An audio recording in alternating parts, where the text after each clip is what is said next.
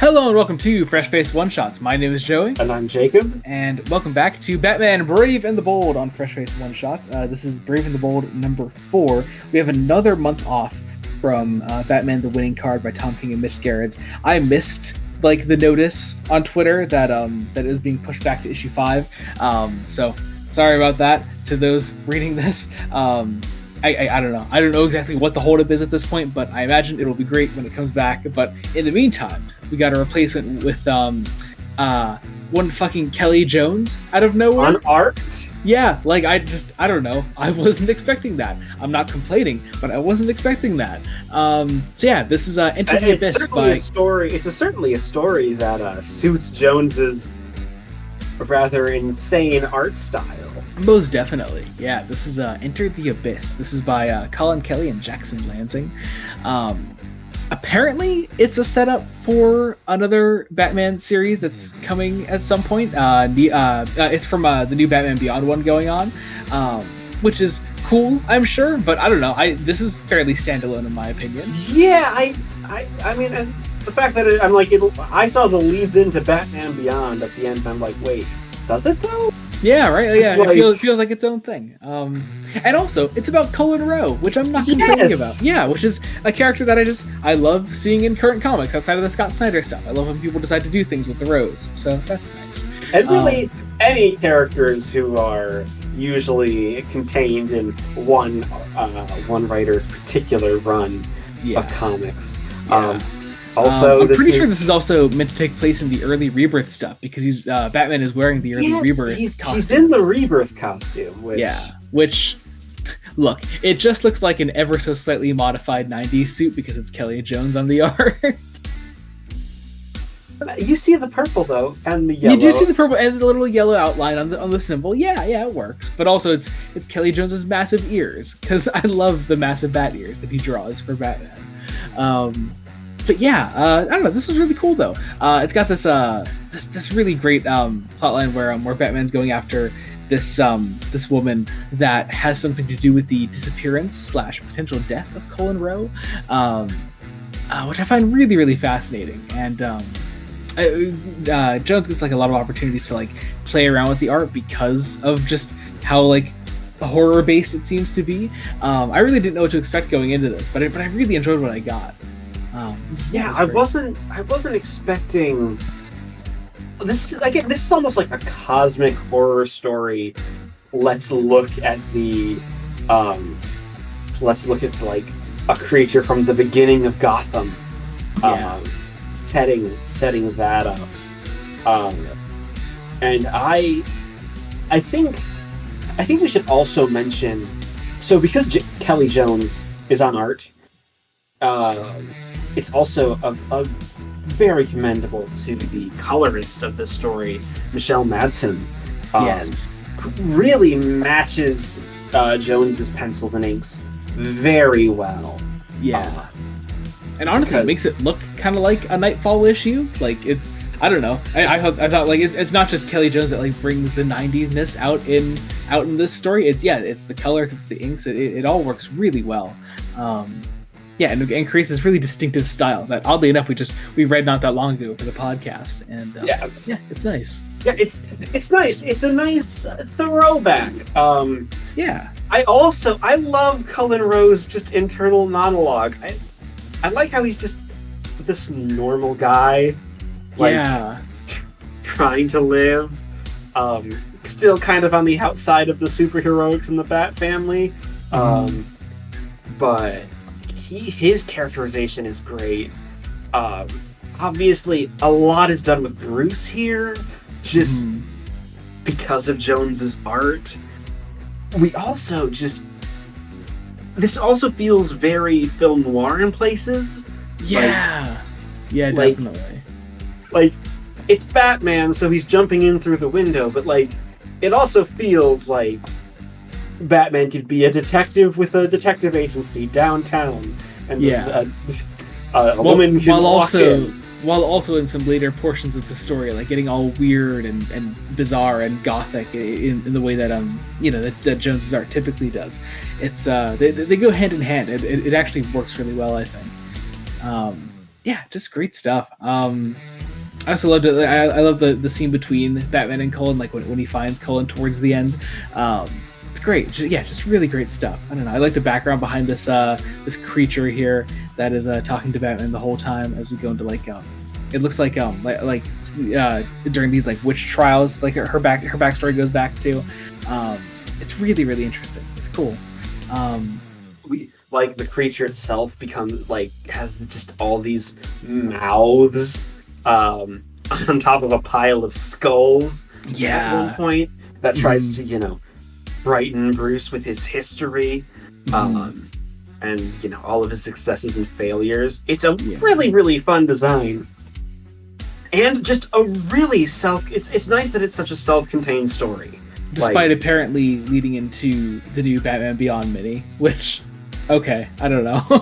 maybe this female character will show up again. Like, maybe. Very there. Yeah. Because she's clearly an immortal being. Yeah. Could go into the far future, obviously. So, yes. Yeah. And I don't know, sci-fi Lovecraft shit might be really cool. Yeah.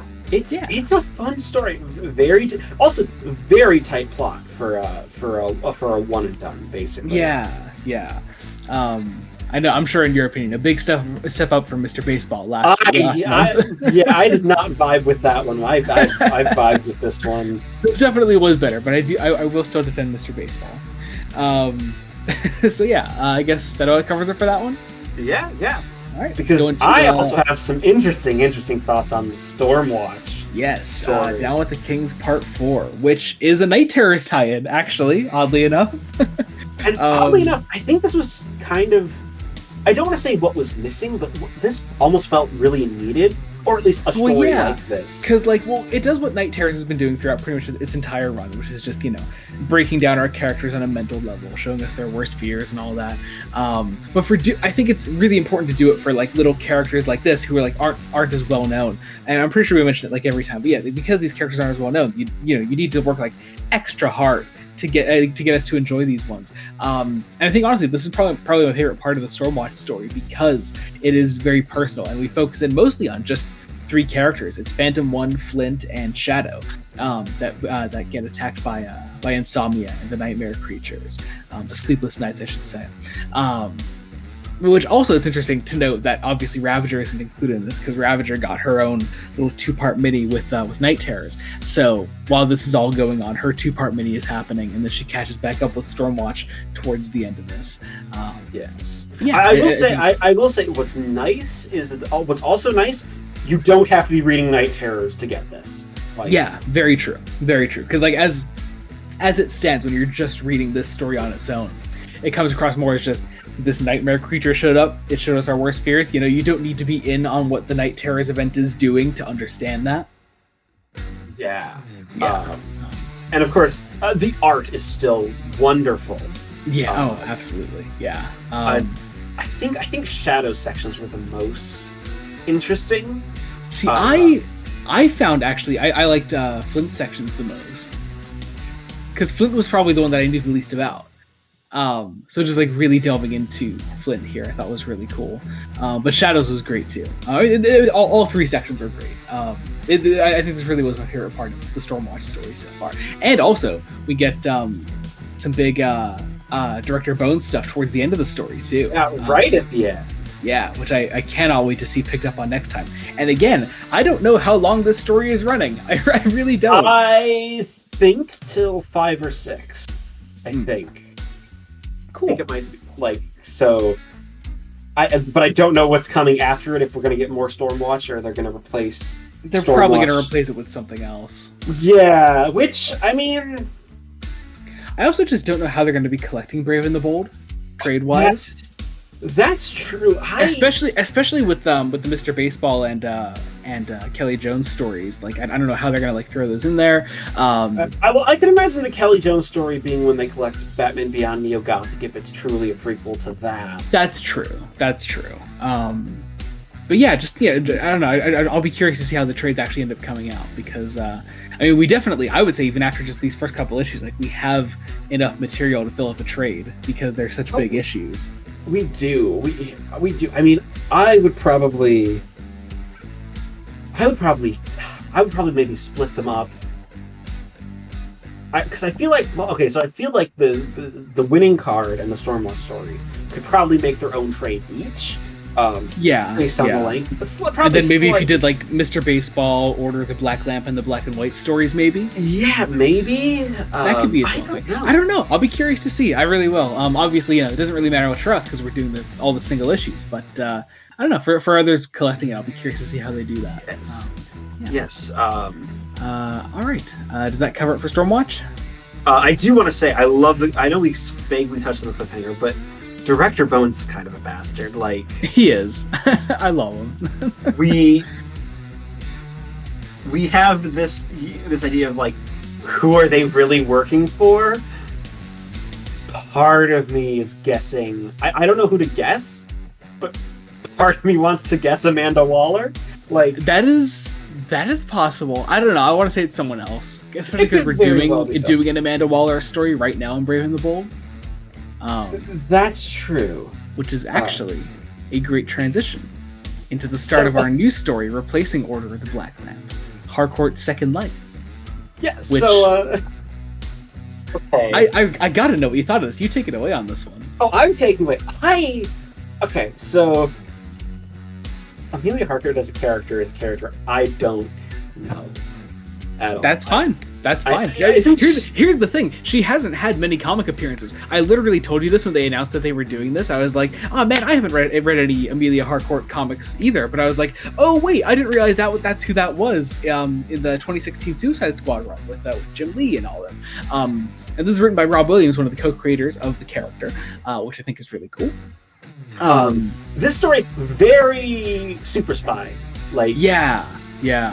And very different for replacing Order of the Black Lamp. Very different vibe. I liked it though. Harcourt's design in this reminds me in a lot of ways of Emma Peel from the Avengers. Played by Diana Rigg. Yeah. Was that a voice that was going through my head? I won't say, but that is I could understand that. Obviously, though, Amelia Harcourt is a character that's getting a lot of coverage in current DC films and movies and TV shows and all that. She was in the Suicide Squad, and she's a major character in Peacemaker. She's had little appearances in other DC movies that I won't spoil if you haven't seen those. But yeah, she's because James Gunn decided to adapt the character, which and also as certain fans on the internet will never let you forget, it is his wife. But like I don't think that's why he. Which I remember seeing when this story was announced, that people were just like bitching at Rob Williams for like writing this story. It's like, oh, what is James Gunn forcing you to do this? It's like, no, I pitched the story, and because I wanted to fucking do it, and then I told James Gunn about it, and he was like, oh, that's cool. And I mean, here's the thing about James Gunn adapting obscure DC characters. He does it all the time. Well, not only that, but it also means you're more likely to see those DC characters show up again. I mean, hell, it happened with Peacemaker. When Peacemaker the show came out, like, I was collecting, I think, at least 3 comics at the time that he just randomly started showing up in because the show was going on. I was like, okay, cool. Hey, Peacemaker, why not? I'll take it. And obviously, it was more based on the John Cena portrayal than any previous version of the character. And I don't. But what's interesting is I don't think this is based off of the film portrayal of Amelia Harcourt. No, at least for now, most definitely not. Yeah. That could definitely change after we get past our initial resurrection story here, which is what this is. She's been dead and she's been brought back to life, and we don't know by who. I just have to figure out who it is who did it to her as we get these flashbacks with her. I'm assuming her father, and it all leads us to Amanda Waller, who has some information on finding out who killed her, and Amanda brought her back, I should say, and we're trying to find out who killed her using a Lazarus pit, which is Amanda Waller.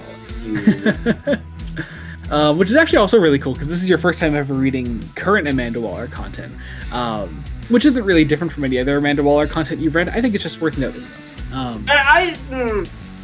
personality is ever so slightly different from the way Ostrander characterizes her. True. But you have also read some of her New 52 stuff, so. Yeah. Well, I'd like to forget about the New 52 stuff. New 52 Amanda Waller is. She's not bad, but she's different. She's very different. Different. Yeah. And not in a way that I think works as well as the other things that I have read with the character. But also, yeah, this first story, it's set up. I like the action. Action's great. The flashback's great. The Waller appearance is great. I, again, don't know how long this is going to be. Hopefully, I mean, I'd imagine at least 3 issues, if not more. Probably, yeah. I think they announced it as a 3-part story. I think it's 4 through 6. So that'll be interesting.